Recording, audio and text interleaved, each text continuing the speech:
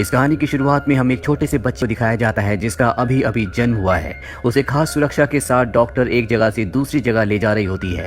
दरअसल ये बहुत ही सेंसिटिव है। ये बच्चा बिना इम्यूनिटी के पैदा हुआ है। कोई भी इस बच्चे के पास जाने से पहले अपने आप को पूरी तरह से सैनिटाइज करता है।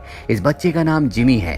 जिमी की मॉम जिमी के लिए बहुत ज्यादा कॉन्शियस होती है, इसीलिए वो किसी को भी अपने घर में नहीं आने देती, क्योंकि अगर किसी भी तरह से जर्म्स उसके पास चले गए तो उसकी तबीयत खराब हो जाएगी। उसे बड़ी से बड़ी बीमारी भी हो सकती है। 4 सालों तक जिमी हॉस्पिटल में ही रहता है और उसे एक बबल के अंदर रखा जाता है।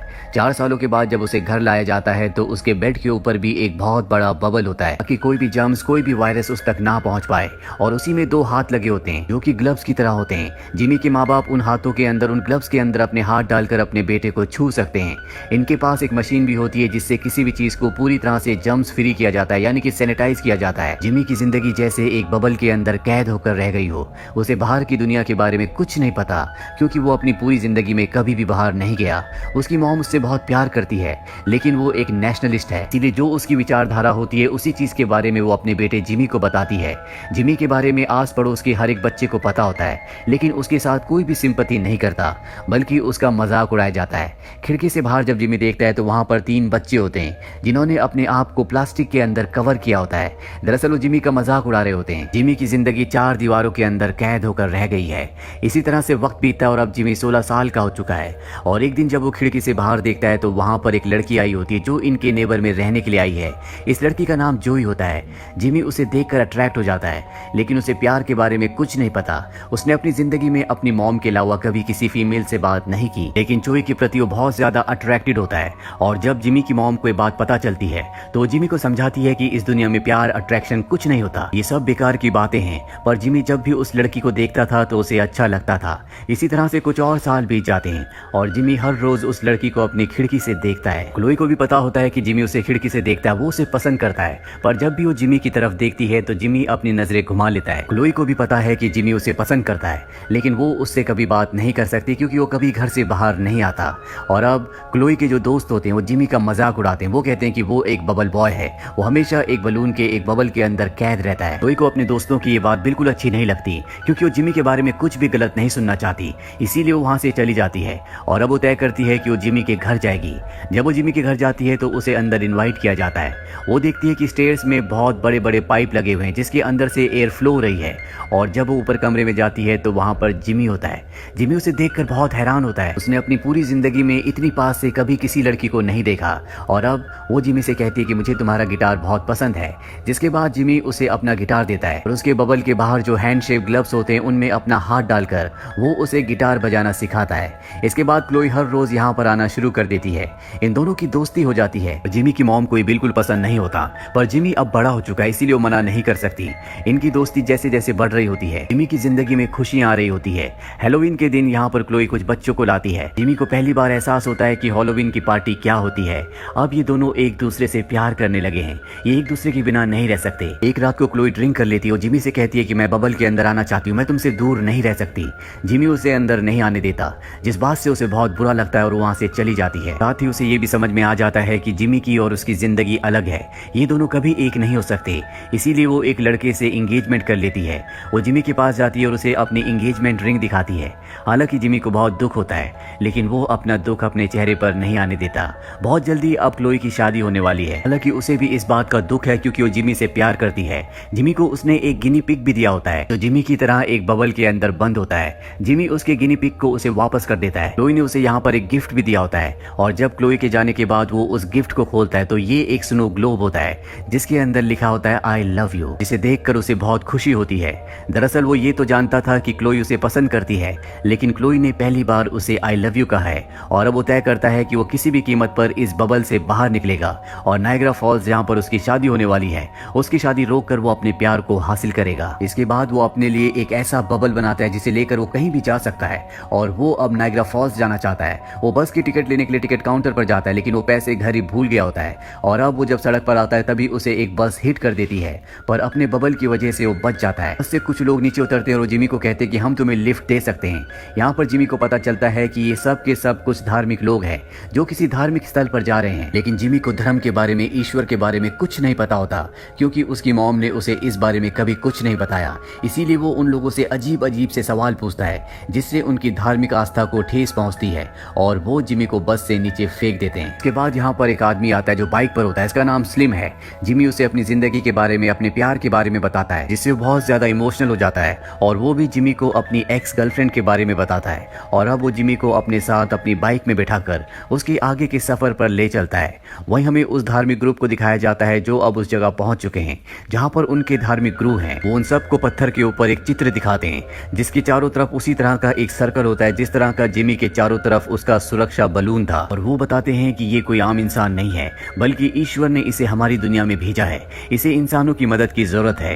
वहीं जिमी को दिखाया जाता है जो अपने दोस्त स्लिम के साथ अब वेगस पहुंच चुका है जहां पर एक कैसीनो में जाते हैं और ये वहां पर बहुत एंजॉय करते हैं। जिमी को ये सब बहुत अच्छा लगता है क्योंकि उसने कभी भी लाइफ को इस तरह से एंजॉय नहीं किया, पर उसे अब यहाँ से जाना होगा क्योंकि 2 दिन बाद क्लोई की शादी है। इसीलिए एक स्कूटर लेकर वो यहाँ से निकल जाता है और तभी रास्ते में उसके माता पिता जो उसे ढूंढ रहे होते हैं वो उसे देख लेते हैं। जिमी उनकी गाड़ी से टकरा जाता है और बलून के अंदर यानी कि उस सुरक्षा कवच के अंदर होने की वजह से वो उछलता हुआ एक ट्रेन के अंदर चला जाता है जहाँ पर बहुत ही अजीब लोग होते हैं और वो बताते हैं कि हमारा जो मास्टर, हमारा जो बॉस है, उसने हमें यहाँ पर पकड़ा हुआ है, वो हमें अपने शो में काम करवाता है। और अब जिमी को उसके पास ले जाया जाता है जो कि एक छोटे कद का इंसान होता है। जिमी गलती से उसे नीचे गिरा देता है और यहाँ पर उसने जितने भी लोगों को कैद किया होता है सबको आजाद करवा देता है। इसके बाद जिमी नायग्रा फॉल्स के लिए निकल पड़ता है जहाँ पर क्लोई की शादी होने वाली है, लेकिन वो वहाँ कैसे पहुंचेगा उसे कुछ नहीं पता। वो एक रेस्टोरेंट के अंदर जाता है जहाँ पर एक इंडियन आदमी बैठा होता है और उसके पहनाव की वजह से सब उसे परेशान कर रहे होते हैं। जिमी भी वहाँ पर जाता है और वो बताता है कि मैं इस बबल के अंदर इसलिए हूँ क्योंकि मेरे अंदर इम्यूनिटी नहीं है। ये सुनकर सबके सब डर जाते हैं, सबको लगता है कि ये बीमार है और बबल के अंदर कोई ना कोई वायरस है। अगर बबल फट गया तो ये सब के सब वायरस से इन्फेक्टेड हो जाएंगे। चारों तरफ भगदड़ मच जाती है जिस वजह से यहाँ पर आग भी लग जाती है। जिमी अंदर फंस जाता है लेकिन तभी वो इंडियन आदमी उसे बचाकर बाहर ले आता है। इसका नाम पुष्पॉप होता है और इसके पास एक ट्रक भी होता है। ये उस ट्रक में जिमी को बैठाकर नायग्रा फॉल्स के लिए निकल पड़ता है, लेकिन एक बार फिर से जिमी की किस्मत उसका साथ नहीं देती। पुष्पक का जो ट्रक होता है वो एक गाय से टकरा जाता है जिससे उसकी मृत्यु हो जाती है। इससे पुष्पक को बहुत दुख होता है क्योंकि गाय उसके लिए पूजनीय है, पर जब ये बात वो पुष्पक को बताता है तो उसे उसकी बातें समझ नहीं आती, वो उसकी बातों पर यकीन नहीं करता। इस बात से पुष्पक को गुस्सा आता है और वो उसे इस जगह से जाने के लिए कहता है। अब जिमी को किसी भी तरह से नायग्रा फॉल्स पहुंचना है। वो पैदल चलते हुए एक टाउन तक पहुंच जाता है। वहीं दूसरी तरफ हमें स्लिम को दिखाया जाता है जो अपने बहुत सारे बाइकर्स के साथ पुष्पक तक पहुंच जाता है। उसे पता चलता है कि यहाँ से जिमी अकेला ही पैदल निकल गया है।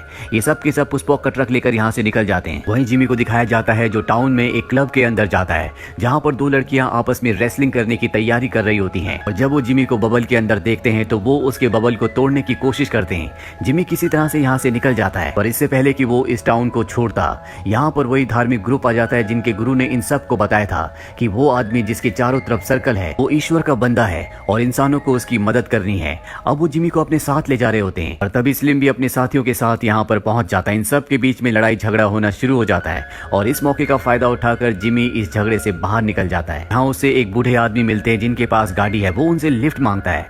अब रात को जिमी सो जाता है और जब सुबह उसकी आंखें खुलती है तो वो देखता है कि वो बूढ़े आदमी अब इस दुनिया में नहीं रहे और तभी उसकी गाड़ी टकरा जाती है, जिसके बाद वो स्टोर में जाकर गिरता है जहाँ पर उसे फोन दिखता है। यहाँ से वो क्लोई को फोन करता है लेकिन फोन उसका फियांसे उठाता है। उसे पता चल जाता है कि जिमी यहाँ पर उसकी फियांसे के लिए यानी कि क्लोई के लिए आ रहा है। वो उसे बहुत उल्टा सीधा कहता है, साथ ही ये भी कहता है कि क्लोई को तुम मुझसे नहीं छीन सकते, 1 घंटे में हमारी शादी होने वाली है। और अब जिमी पूरी तरह से हताश हो जाता है। वो अपने मॉम डैड को कॉल करता है। उसके मॉम डैड उसे यहाँ पर लेने आ जाते हैं। जिमी बहुत ज्यादा उदास होता है। उसके माँ बाप उसे अपनी गाड़ी में बिठाते हैं और जब उसकी मॉम कुछ देर के लिए बाहर जाती है तो उसके डैड उसे बताते हैं कि जब तक तुम्हारा काम पूरा ना हो जाए तुम्हें हार नहीं माननी चाहिए।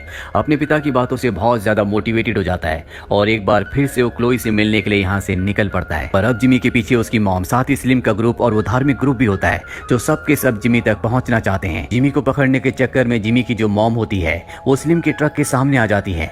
स्लिम उन्हें देखकर हैरान हो जाता है क्योंकि ये वही लड़की है जिससे कभी वो प्यार किया करता था, जिसके बारे में उसने जिमी को बताया था। ये सब के सब एरोप्लेन के रनवे पर होते हैं। तो तभी यहाँ पर एक प्राइवेट प्लेन आता है जिसे एक बूढ़ा आदमी चला रहा होता है और ये बूढ़ा आदमी उसी बूढ़े आदमी का जुड़वा भाई है जिसने जिमी को अपनी गाड़ी में लिफ्ट दी थी और बाद में उसकी मृत्यु हो गई थी। ये आदमी उसे नायग्रा फॉल्स ले जाता है। जिमी उस चर्च की तरफ भागता है जहाँ पर क्लोई शादी करने वाली होती है और इससे पहले कि शादी के सारे रीति रिवाज पूरे होते वहाँ पर पर जिमी पहुंच जाता है, वो क्लोई को आवाज लगाता है। क्लोई उसे देखकर बहुत खुश होती है, वो भी उसके पास आ जाती है और अब जिमी किसी भी कीमत पर क्लोई को अपनाना चाहता है।